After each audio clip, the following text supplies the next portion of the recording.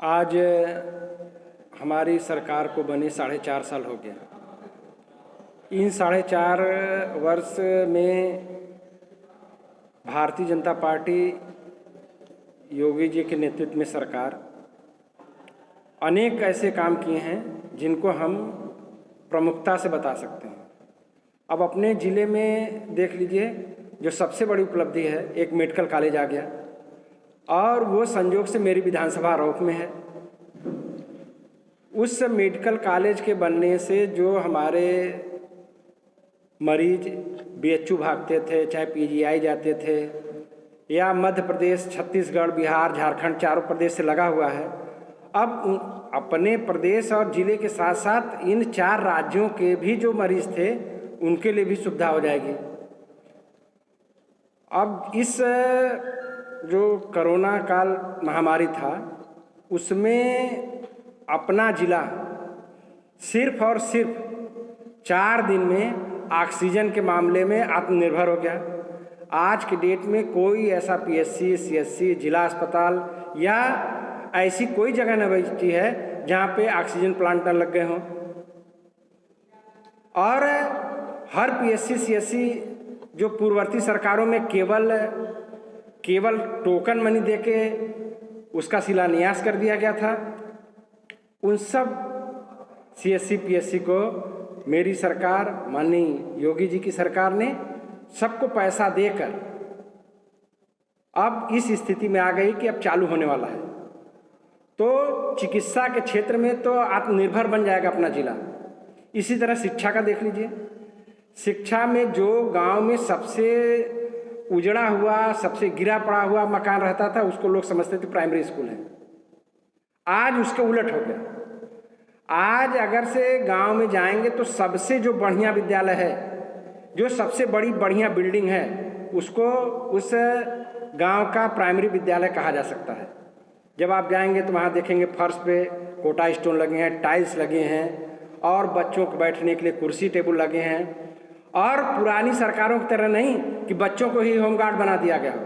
आज हमारी सरकार सब बच्चों के लिए जूता, मोजा, 2 सेट कपड़ा, कॉपी, किताब सब उपलब्ध करा रही है। ये परिवर्तन है इन 4.5 सालों में। शिक्षा के क्षेत्र में अब हर बच्चा लगता है कि नहीं वो इंग्लिश मीडियम के स्कूल में जैसे बच्चे पढ़ने जाते तो वैसे जाते हैं। और हमारे क्षेत्र की उपलब्धता ये है कि हमारे क्षेत्र में प्राइमरी स्कूल 50 ऐसे प्राइमरी स्कूल हैं जो इंग्लिश मीडियम माध्यम से चल रहे हैं। इसी तरह सड़क के क्षेत्र में जाइए, जहाँ सड़कें उपलब्ध नहीं थी, सरकार ने तो यहाँ तक कर दिया कि जो ग्राम पंचायतें 250 आबादी की हैं उनको भी हम पक्की सड़क से जोड़ेंगे। और इन 4.5 सालों में इस विधानसभा ने, इस प्रदेश का जितने भी 250 आबादी से ज़्यादा के ग्राम थे वो सब पक्की सड़कों से जुड़ गए। तमाम ऐसी सड़कें बनी जिसको लोग सपने में भी नहीं सोच सकते थे कि ये सड़कें बनेंगी, वो भी सड़कें बनी। जैसे एक हमारा सबसे महत्वपूर्ण सड़क मधुपुर से लेकर तेंदुआर तक है, करीब 50 किलोमीटर लंबी सड़क, और वो एकदम डबल लेन की रोड बनी है। हमारी पूरी विधानसभा उससे कवर हो जाती है। उससे जितनी ब्रांचें निकली हैं सब पक्की सड़कें हो गई। इसी तरह हर क्षेत्र में, चाहे सिंचाई का, अब हर साल आप देखते होंगे कि गर्मी के दिनों में पानी की इतनी आवश्यकता पड़ती थी, टैंकर चलाना पड़ता था, पानी की अनुपलब्धता थी। लेकिन हमारे प्रधानमंत्री जी जब 2019 के चुनाव में यहाँ आए थे तो उन्होंने इस बात को महसूस किया और उन्होंने मंच से कहा था कि मेरी सरकार बनेगी तो मैं इस जनपद के लिए हर घर पानी पहुँचाने की व्यवस्था करूँगा। और वो योजना आज फलीभूत हो रही है। 3,500 करोड़ की योजना जो आज अपने जनपद में फलीभूत हो रही है, उसका शुभारंभ भी हो गया और कई गांव में पानी की सप्लाई का काम भी शुरू हो गया। अब हम हर घर को नल से पानी देने की योजना है। जी, 1 मिनट। माननीय उप मुख्यमंत्री जी आए थे इसी स्थान पर जहां आपसे वार्ता हो रही है, सोनभद्र के गोरावल विधानसभा में जी, तो उन्होंने भी कुछ और शिलान्यास किए थे और कुछ योजनाएं बताई थी। तो जितने शिलान्यास जिन्हें माननीय उप मुख्यमंत्री जी आए थे उन्होंने कई सड़कों की घोषणा की थी और आज हम बड़ी खुशी के साथ कह रहे हैं कि जितना उन्होंने घोषणा किया था उन सब का उद्घाटन मैंने किया। ये उपलब्धि हमारी है कि हम शिलान्यास भी करते हैं और उसका उद्घाटन भी करते हैं। ये हमारी सरकार की हमारी नीति है। अब इसी तरह बिजली के क्षेत्र में जाइए, आपको याद होगा कि आज से 5 साल पहले एक हफ्ते दिन आती थी बिजली और एक हफ्ते रात आती थी। गांव में किसान जब पानी रात को खेत में पानी लगाने जाता था तो कब उसको सांप काट लेगा, कब बिच्छू काट लेगा, पता नहीं होता था।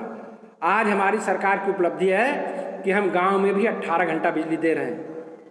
मुख्यालय पर हम 24 घंटे बिजली दे रहे हैं। तहसील स्तर पर भी 20 घंटे 22 घंटे हम बिजली दे रहे हैं। ये हमारी उपलब्धि है।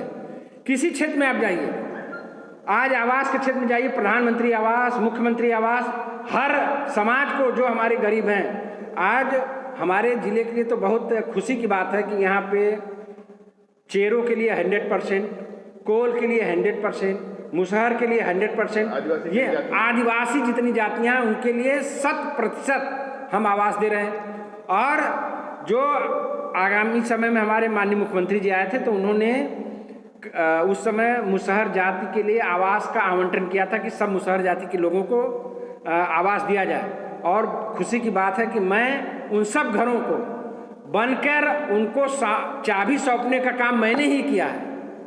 इसलिए हम कह रहे हैं कि हम हर क्षेत्र में आत्मनिर्भर बनने जा रहे हैं।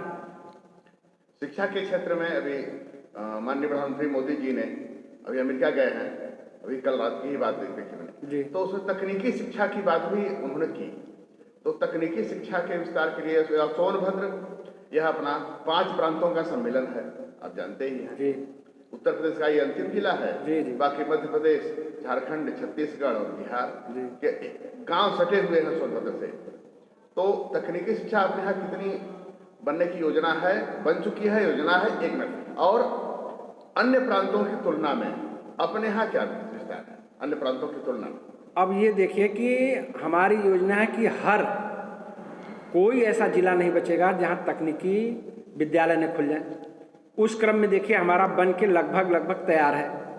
वो भी अब तकनीकी इंजीनियरिंग कॉलेज वो भी हमारे विधानसभा में इंजीनियरिंग कॉलेज बन के तैयार हो रहा है। वो भी हमारी विधानसभा में वो भी चालू करने जा रहे हैं हम लोग।